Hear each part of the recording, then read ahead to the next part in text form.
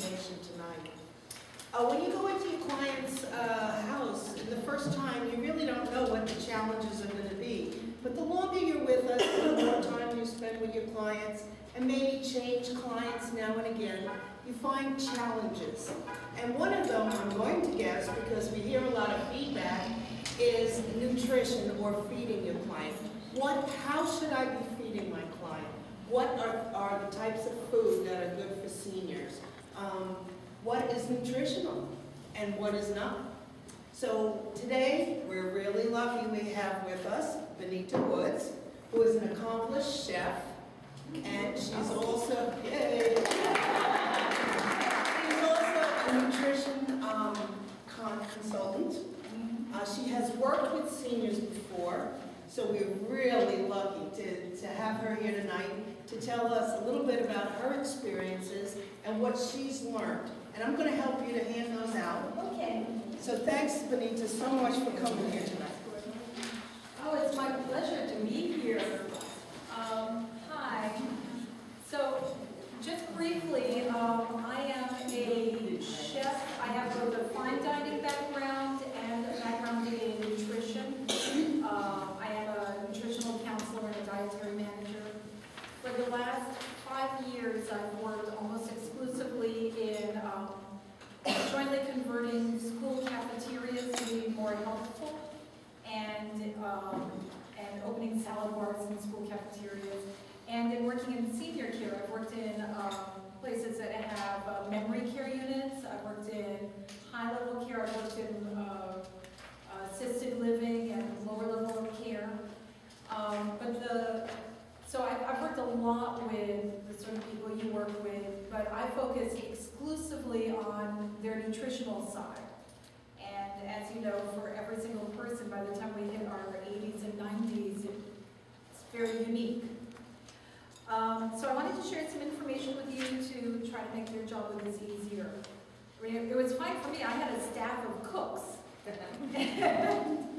All we did all day was focus on food, but you all have a lot of other things to take care of, and on top of that, the nutritional part is very important. We did some studies at Chesterbrook Residences where I last worked, where residents who would move in, many of them were immediately on mechanical soft or a puree diet, or they had very high diabetes, you know, they had to be on a no concentrated sweets diet, and a lot of different dietary parameters that were given to them.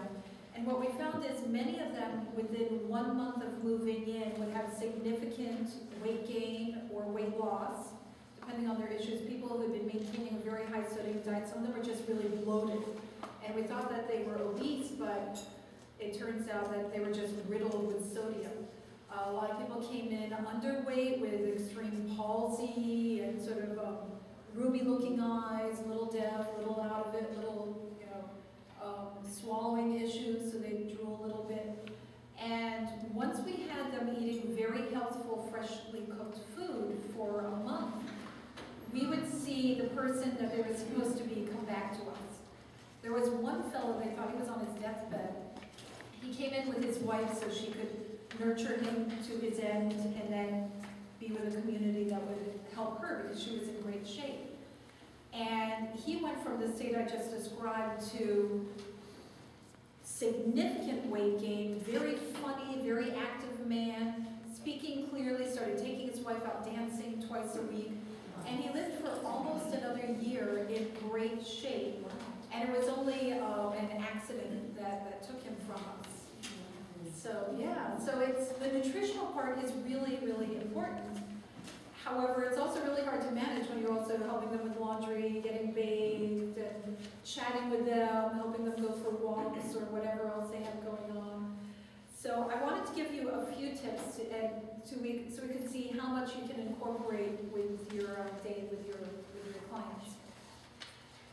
So first I want to talk about how do we digest food. The more we realize, I don't really like to use the term nutrition because it's a little vague. I like to say how the food we eat affects our bodies and how we process the food. about how long does a food take to digest and process. From the time it goes in the mouth till the time it leaves the body, what happens when it's in all of here? You know, the food can stay in your body for, you know, up to 3 days. So if it's in your body, something is happening. It's doing something to you. How do we pull both the nutrition and the calories out from the food that we're eating? How does the food we eat give us energy? And how does it make us overweight?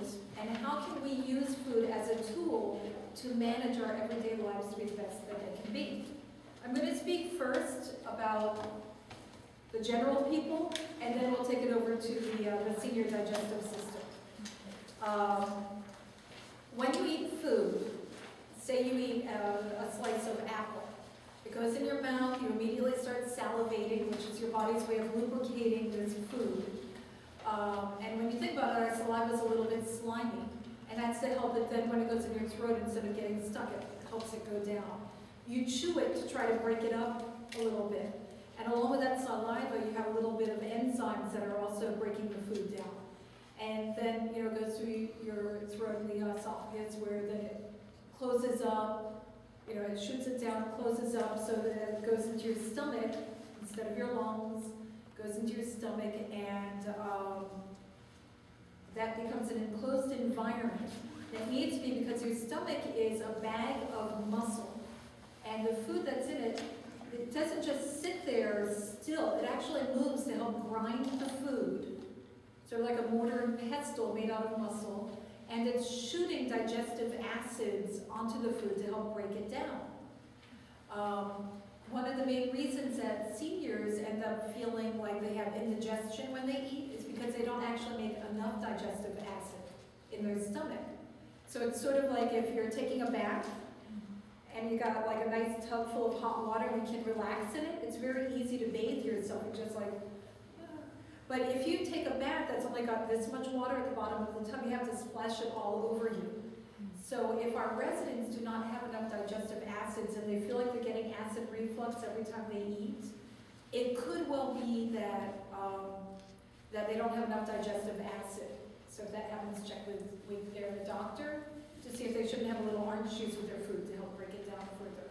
Or it could be they have acid reflux and then they don't want the orange juice. So check in on that. So anyway, your stomach's goal is to break the food down to as liquid a state as possible before sending it into your intestines, the small and large intestines, and your entire digestive tract. For anyone who is like a dietitian here, I'm oversimplifying a little bit, but I think it gives us the right idea. So your stomach, again, it's squeezing the food, mushing it, putting acids on it. You have all those enzymes that were there before. It sends it into your digestive tract, into the gut. And as it's going through your gut, your body is pulling nutrients out of it through the intestinal walls, through all the different parts, gallbladder, kidney, liver. All of these have different parts that play in the whole thing. If you eat food that's very, very solid, like the apple that I was mentioning, this whole process takes a long time. And when the apple goes into your stomach, it takes a long time for it to break down, which means the food that's going into your gut, into your intestines, is a very small amount at a time, and it's sort of like giving your body a little drip of energy going through into your intestines, so you get a lot of extended energy. This is why they say things like oatmeal sticks to your gut. If you eat a bowl of oatmeal in the morning, you're good for hours, because oatmeal is really hard for your stomach to break down, so it sends this food into your digestive tract very, very slowly. So you get really long-lasting energy, and it sends it so slowly that your body can pull all the nutrients out of each and every bite that goes through. It's a nice slow conveyor belt. And then after all the food's done going through, of course, it becomes waste product. One of the important things about your digestive tract is to keep it very clean.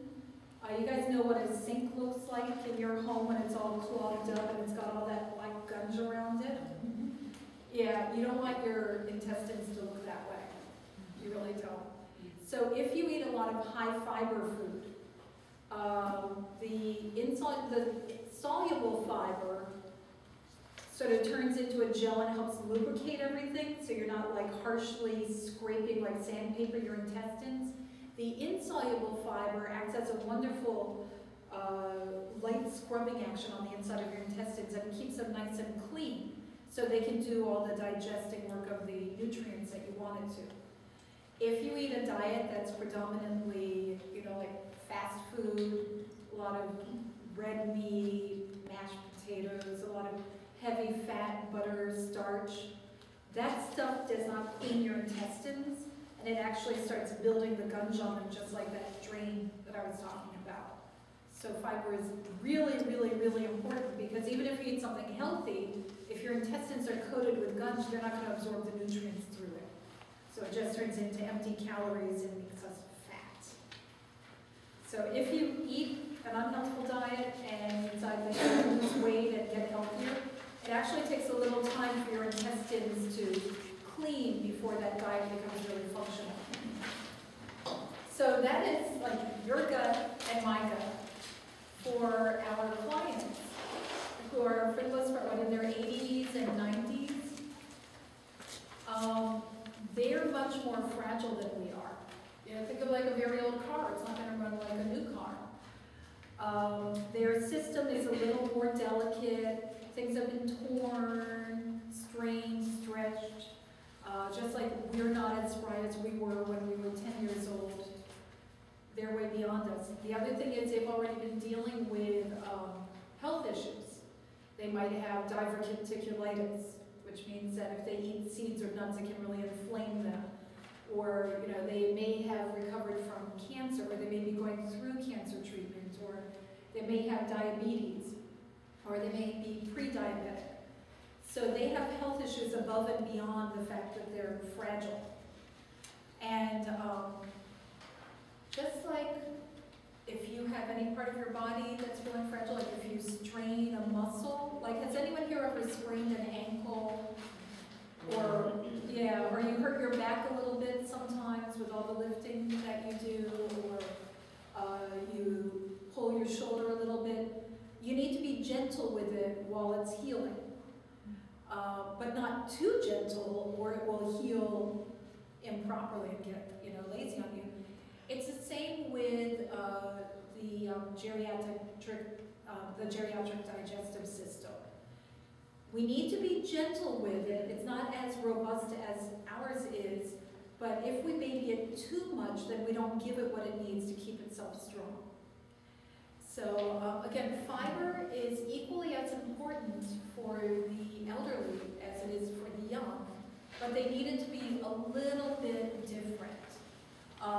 Some seniors will tell you that whenever they eat salad, it gives them really bad indigestion afterwards, and they feel like they're belching pickles.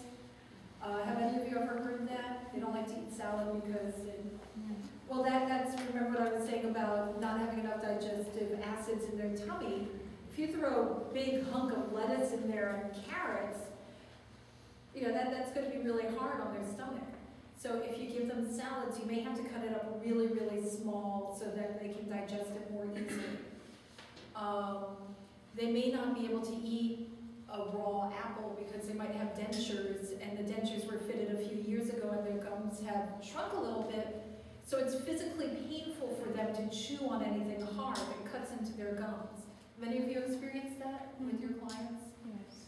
Yeah. And they may not want to tell you why they don't like hard food, because they're embarrassed by this, because it's a sensitive thing to talk about. And if you are someone who, you know, who has a level of personal dignity, that might be a hurdle that you have trouble overcoming to someone that you think might not understand. Or they may not even really think about it. They might say, oh, apples hurt my mouth, so I don't want to eat them. In that case, you can, there's still a lot of great soluble and insoluble fiber in apple. You can lightly steam the apple. You know, slice it, steam it a little bit in the microwave, or just give it a little bit of a, I'll take an apple and I'll just take a non-stick skillet, a tiniest bit of spray fat on the skillet, and I'll just pan sear the apple a little bit until it's kind of al dente. and then they can eat it. So there are ways of taking the food that we eat, or that's good for them, and putting it in a way that they can eat that's comfortable for them. A few other issues with seniors. Their sense of sight is usually not as good as it was. I know mine isn't. Their sense of smell has diminished. Their sense of taste has diminished.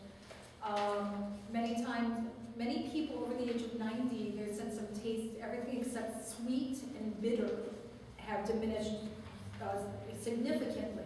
So everything they eat will taste sweet or bitter. And so you may have to actually, if there's something you want them to eat, put a little sugar on it, and that sweetens it a little bit, and then it doesn't taste bitter to them. So then you put that on the food, like if I make meatloaf, and I'll do meatloaf, I'll do like half ground beef, because that's the taste I like, and half lean ground turkey. And I'll mix it together, so I've like lowered the cholesterol and lowered the fats and increased the absorbable protein. And it's no extra effort on my side. I'll do the same if I make burgers for them. But it tastes the same. But then if they go, oh, it tastes bitter, I'll go, oh, let me fix that for you. I'll take it in the kitchen, sprinkle a little sugar, bring it out. They go, oh, it's good now. What did you do? I say, oh, I fixed the gravy a little. And they're very happy. So that's, if you see in the morning that they're putting sugar in their orange juice before they drink it, that's a sign that sense of sweet is dissipating, or their taste senses are dissipating on them. And in the morning when we first wake up, our sense of taste is at its lowest, so they're trying to wake that up. If you also think about what makes us hungry, like do any of you have challenges getting your